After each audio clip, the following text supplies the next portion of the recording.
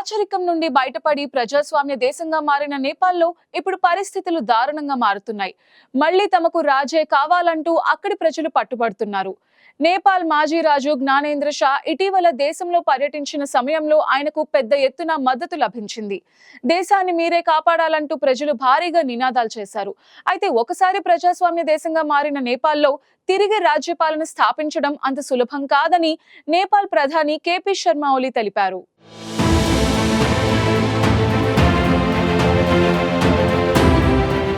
దాదాపు 19 ఏళ్ల క్రితం రాచరికం నుంచి బయటపడి నేపాల్ ప్రజాస్వామ్య దేశంగా మారింది. అప్పటి నాటకీయ పరిణామాలతో రాజు జ్ఞానేంద్ర షా చేసేది లేక గద్దె దిగిపోయారు. కిరీటం తీసేసి రాజదండం వదిలేసి మాజీ అయ్యారు. అంతేకాక రాజభవనం నారాయణ్ హితి ప్యాలెస్ను ఆయన ఖాళీ చేశారు. సాధారణ పౌరుడిగా జీవిస్తున్నారు. కానీ ఇప్పుడు కొంతమంది నేపాలీయులు మాత్రం తమకు ప్రజాస్వామ్యం వద్దు, రాజరికమే కావాలని కోరుకుంటున్నారు. మాజీ రాజు జ్ఞానేంద్ర షా నేపాల్ దేశంలో పర్యటిస్తున్నారు. పశ్చిమ నేపాల్ తీర్థయాత్రలు ముగించుకుని 2 నెలల అనంతరం కాఠ్మండులోని త్రిభువన్ అంతర్జాతీయ విమానాశ్రయానికి చేరుకున్న ఆయనకు భారీ స్థాయిలో మద్దతుదారులు ఘన స్వాగతం పలికారు. దేశాన్ని మీరే కాపాడాలి అంటూ ఆయనను ఉద్దేశించి నినాదాలతో హోరెత్తించారు.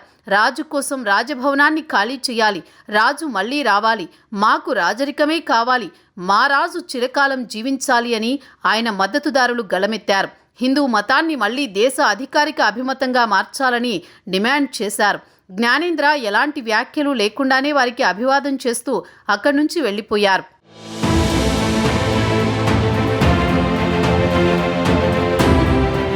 "2002లో రాజభవనంలో తమ కుటుంబ సభ్యుల ఊచకోత తర్వాత జ్ఞానేంద్ర షా నేపాల్ రాజు అయ్యారు. అప్పటి నుంచి దేశ రాజ్యాంగ అధినేతగా నామమాత్ర అధికారాలతో నెట్టుకొచ్చిన ఆయన 2005లో రాజకీయ కార్యనిర్వహణ అధికారాలను కూడా సొంతం చేసుకుని సంపూర్ణంగా అధికారాన్ని చేజిక్కించుకున్నారు. ప్రభుత్వాన్ని, పార్లమెంటును రద్దు చేయడమే కాకుండా రాజకీయ నాయకులు, జర్నలిస్టులను జైళ్లలో పెట్టించారు. సమాచార వ్యవస్థలను స్తంభింపజేసి అత్యవసర పరిస్థితిని ప్రకటించారు. తన ఏలుబడికి వీలుగా సైన్యాన్ని రంగంలోకి దింపారు. దీంతో ఆయనపై ప్రజల్లో వ్యతిరేకత వ్యక్తమైంది. 2006లో దేశవ్యాప్తంగా ప్రజా నిరసనలు జరగడంతో జ్ఞానేంద్ర సింహాసనం దిగిపోయారు.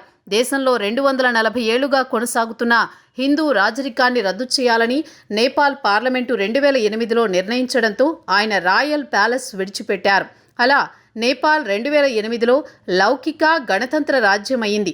అయితే తాము కోరుకున్నట్టుగా ప్రస్తుతం నేపాల్ లేదనే భావన అక్కడి ప్రజల్లో ఎక్కువగా కనిపిస్తోంది.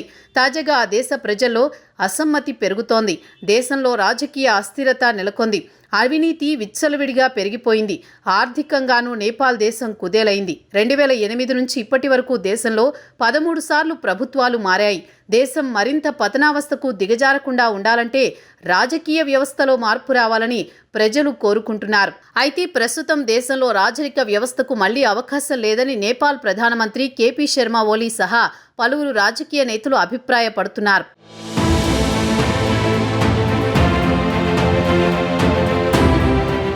ఒకప్పుడు చిన్న చిన్న రాజ్యాలుగా ఉండే నేపాల్ను రాజు పృథ్వీనారాయణ్ షా 1768లో ఏకీకృతం చేసి నేపాల్ సామ్రాజ్యంగా మార్చారు. 1800 సంవత్సరం నుంచి రాజప్రతినిధులు, ప్రధానమంత్రులు నియమితులై షా వంశ రాజుల పేరిట అధికారం చెలాయిస్తూ వచ్చారు. అప్పట్లో రాజు పదవి లాంఛనప్రాయం. తన పూర్వీకుల మాదిరిగా తన సంప్రదాయాన్ని పాటిస్తూనే రాజు త్రిభువన్ షా 1950లో రాజకీయ పాత్రను కూడా కొత్తగా తలకెత్తుకున్నారు. ఇక నాటి నుంచి 2006లో రాజు పదవీచ్యుతి ఉద్యమం కొనసాగే వరకు షా వంశ రాజులు రాజకీయ అధికారం కూడా చెలాయించారు. ఆధునిక నేపాల్ రూపశిల్పి అయిన త్రిభువన్ షా కుమారుడు మహేంద్ర షా హిందూ రాజరికం భావనకు మార్గదర్శి. తదనంతర కాలంలో ప్రజల నుంచి ఎదురైన నిరసనలను దృష్టిలో ఉంచుకున్న రాజు బీరేంద్ర షా 1990లో సంపూర్ణ రాజరికం నుంచి రాజ్యాంగ రాజరికానికి నేపాల్ పరివర్తన చెందేందుకు అంగీకరించి ప్రజలు ఎన్నుకున్న పార్లమెంటుతో అధికారం పంచుకోవడానికి సంసిద్ధుడయ్యాడు. అయితే ఇప్పుడు అక్కడ ప్రభుత్వాలు ఏర్పడుతున్నా ప్రజల్లో మాత్రం వ్యతిరేకత వ్యక్తమవుతోంది. తాము కోరుకున్న నేపాల్ ఇది కాదని, తమకు మళ్లీ రాజుపాలనే కావాలంటూ ప్రజలు ఆందోళన చేపట్టే రోజులు త్వరలోనే వచ్చే అవకాశం కనిపిస్తున్నాయి. అయితే ఒకసారి రాచరికం పోయాక మళ్లీ ఆ పరిస్థితులు తలెత్తే పరిస్థితి ఉండదని రాజకీయ నిపుణులు చెబుతున్నారు.